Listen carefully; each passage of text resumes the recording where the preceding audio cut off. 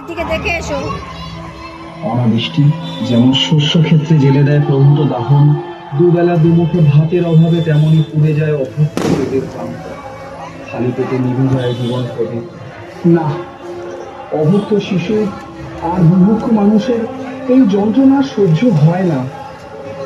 আমি সৃষ্টিকর্তা, ত্রিকালজ্ঞ, মহাকাল, মহাশক্তি মহামায়ার কাছে আজ আমি সামান্য ভিক্ষুক।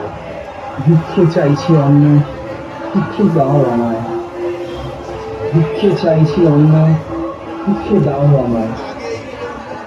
মানুষ যেন আর না মরে খিদের জ্বালায়, শিশুরা যেন আর না কাঁদে খিদের তাড়নায়।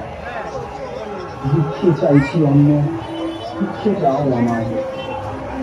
ভিক্ষে চাইছি অন্ন, ভিক্ষে দাও আমায়।